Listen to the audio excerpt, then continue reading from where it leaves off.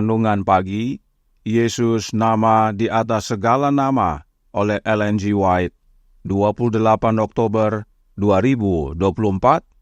Mari kita berdoa. Bapa kami yang di sorga, Allah pencipta langit dan bumi, laut dan segala isinya, Allah yang maha besar, maha kuasa, sumber segalanya, yang kami sembah selalu melalui anak-Mu yang tunggal, Yesus Kristus. Terpujilah Yesus, anak Allah yang maha tinggi, yang adalah pengungkap pikiran yang tak terbatas bagi kami.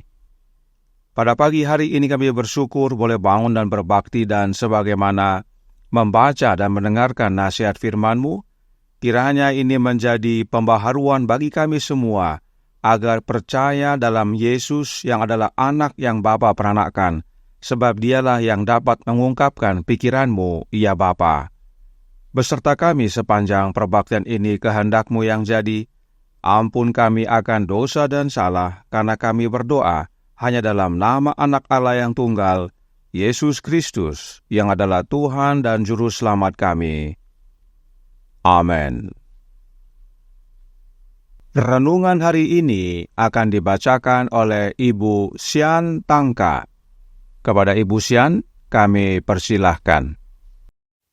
Terima kasih, selamat pagi untuk kita semua.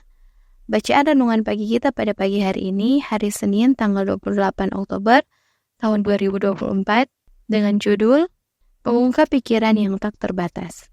Ayat temanya terdapat di dalam Yohanes 1 ayat 18, bunyinya, Anak tunggal Allah yang ada di pangkuan Bapa, dialah yang menyatakannya. Bacaannya, melalui berbagai saluran, para utusan surgawi berkomunikasi secara aktif dengan setiap bagian dunia. Dan ketika pria dan wanita berseru kepada Tuhan dengan hati yang tulus dan sungguh-sungguh, Allah digambarkan membungkuk dari tahtanya yang di atas. Ia mendengarkan setiap seruan kerinduan dan menjawab, "Ini aku." Dalam setiap perintah yang diajarkan Kristus, ia menguraikan kehidupannya sendiri. Hukum Allah yang kudus diagungkan dalam wakil yang hidup ini. Ia adalah pengungkap pikiran yang tak terbatas. Ia tidak mengucapkan sentimen atau pendapat yang tidak pasti, tetapi kebenaran yang murni dan kudus. Setiap orang yang berasal dari kebenaran, katanya, mendengarkan suaraku. Ia tidak membangun tembok yang begitu tinggi sehingga bangsa-bangsa di bumi tidak dapat memperoleh manfaat dari pembawa terangnya wakil-wakilnya. Dia mengundang pria dan wanita untuk memandang Allah dalam dirinya, dalam kasih yang tak terbatas yang diungkapkannya di dalamnya. Karena begitu besar kasih Allah akan dunia ini, sehingga ia telah mengaruniakan anaknya yang tunggal, supaya setiap orang yang percaya kepadanya tidak binasa, melainkan beroleh hidup yang kekal. Dia begitu mengasihi dunia, sehingga dia tidak dapat memberikan yang kurang dari itu. Setelah melaksanakan pekerjaan penebusan manusia, Bapa tidak akan menyia-nyiakan apapun, betapapun berharganya, yang penting untuk penyelesaian pekerjaannya. Dia akan memberikan kesempatan bagi manusia, dia akan mencurahkan berkat-Nya kepada mereka, dia akan menumpuk kebaikan demi kebaikan, pemberian demi pemberian, sampai seluruh perbenaran surga terbuka bagi mereka yang ingin Dia selamatkan. Setelah mengumpulkan semua kekayaan alam semesta dan membuka semua sumber daya dari sifat ilahinya, Allah memberikan semuanya untuk digunakan manusia. Itu adalah pemberian yang cuma-cuma. Bagaikan samudra kasih yang beredar, seperti atmosfer ilahi di seluruh dunia. Kasih macam apakah ini, sehingga Allah yang kekal harus mengenakan sifat manusia dalam pribadi anaknya dan membawanya ke surga yang tertinggi. Makhluk surgawi mengamati dengan penuh minat peperangan yang sedang berlangsung di bumi. Bumi yang dituntut setan sebagai wilayah kekuasaannya. Namun lihatlah, belas kasihan menang. Ketika anak Allah bisa saja datang ke dunia untuk menghukum, ia datang sebagai kebenaran dan kedamaian, untuk menyelamatkan bukan hanya keturunan Abraham, Ishak dan Yakub, tetapi seluruh dunia.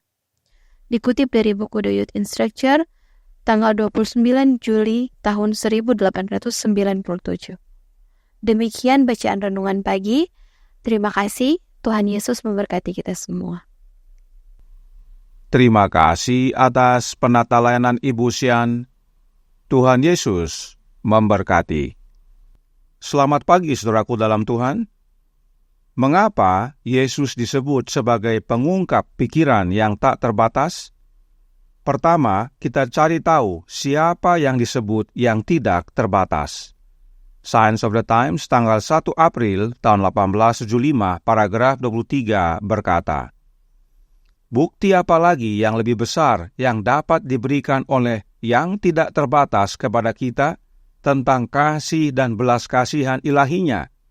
Ia yang tidak menyayangkan anaknya sendiri, tetapi yang menyerahkannya bagi kita semua. Bagaimanakah mungkin ia tidak mengaruniakan segala sesuatu kepada kita bersama-sama dengan Dia? Yang tak terbatas atau yang tidak terbatas itu adalah Allah Bapa, yang demi kita rela mengaruniakan anaknya kepada kita. Satu lagi kita baca dalam Signs of the Times tanggal 24 Januari tahun 1878 paragraf 4. Jiwa yang bersatu dengan Kristus seperti ranting pada pokok anggur diterima oleh Allah melalui jasa anaknya dan menjadi objek perhatian khusus Bapa. Kristus berkata, akulah pokok anggur yang benar, dan Bapakulah pengusahanya. Manusia, oleh persatuannya dengan yang tidak terbatas, melalui Yesus Kristus, akan menghasilkan perbuatan baik. Jelas bahwa yang tidak terbatas itu adalah Allah Bapa. Karenanya, yang mempunyai pikiran yang tidak terbatas adalah Allah Bapa. Kedua, mengapa Yesus disebut sebagai pengungkap pikiran yang tidak terbatas atau pikiran Bapa? Perhatikan penjelasan roh nubuat berikut ini dalam The Review and Herald tanggal 9 Juli tahun 1895 paragraf 13 yang berkata, Bapa kekal, Dia yang tidak dapat berubah, memberikan anak tunggal yang diperanakkannya, dirobek dari dadanya.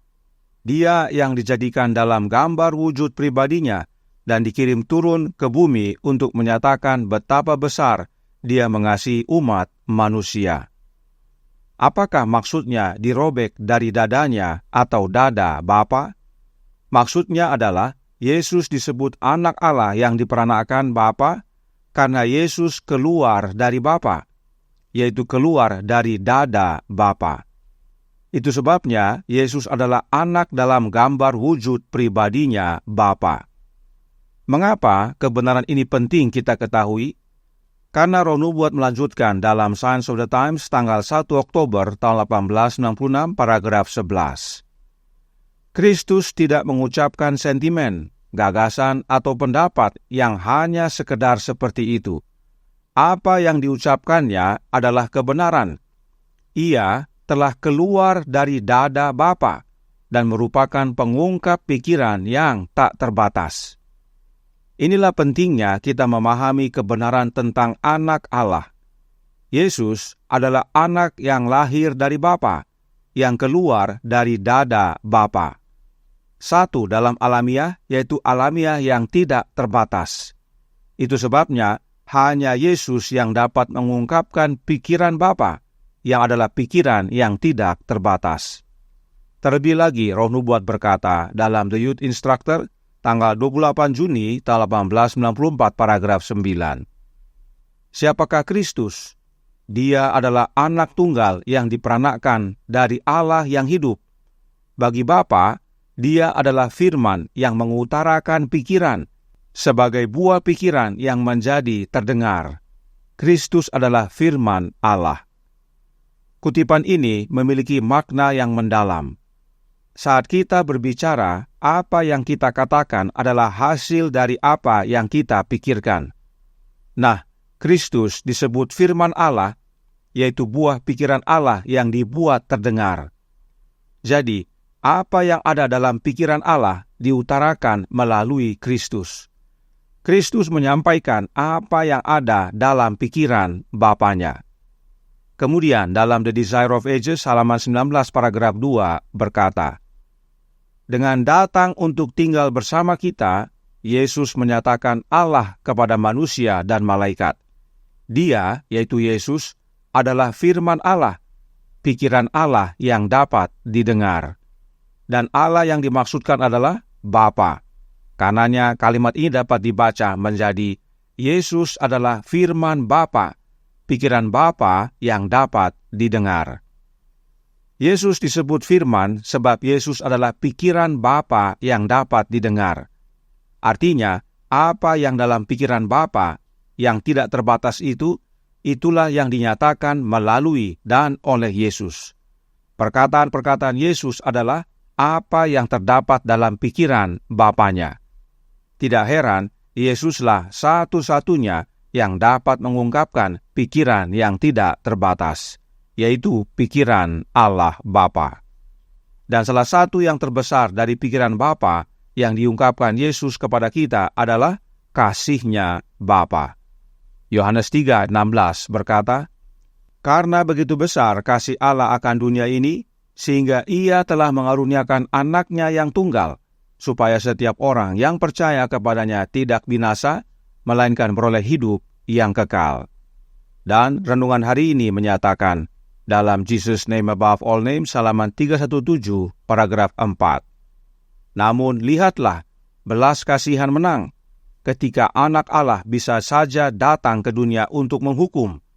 Ia datang sebagai kebenaran dan kedamaian, untuk menyelamatkan bukan hanya keturunan Abraham, Ishak, dan Yakub, tetapi seluruh dunia."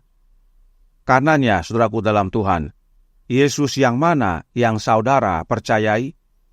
Apakah Yesus yang muncul bersamaan dengan Bapa di masa kekekalan, atau Yesus yang lahir dari Bapa yang keluar dari dadanya? Kami percaya kepada Yesus yang adalah anak yang lahir dari Bapa, yang keluar dari dada Bapa. Sebab hanya yang lahir dari Bapa yang dapat ungkapkan pikiran Bapa, menyampaikannya kepada kita, bahkan mewujudkan kasih Bapa kepada kita demi keselamatan kita. Tuhan memberkati. Saya bawa dalam nama Yesus. Amin. Mari kita berdoa.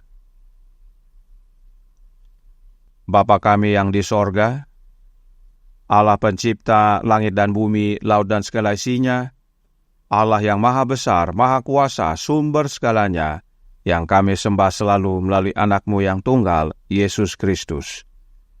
Terima kasih atas kebenaran vital pada pagi hari ini. Yesus disebut pengungkap pikiran yang tak terbatas, sebab Yesus adalah satu-satunya anak yang Bapa peranakkan, yang keluar dari dadamu, ya Bapa. Ia satu dalam alamiah dengan Engkau.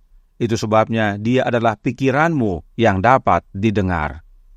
Karenanya tolong kami, ya Bapa.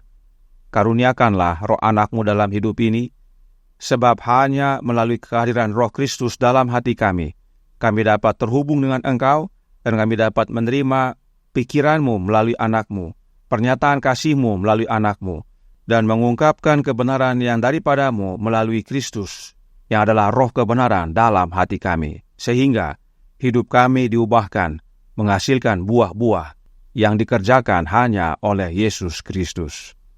Beserta kami sepanjang hari ini, kehendak-Mu yang jadi. Ampun kami akan dosa dan salah, karena kami berdoa hanya dalam nama Anak Allah yang tunggal, Yesus Kristus, yang adalah Tuhan dan Juru Selamat kami. Amin.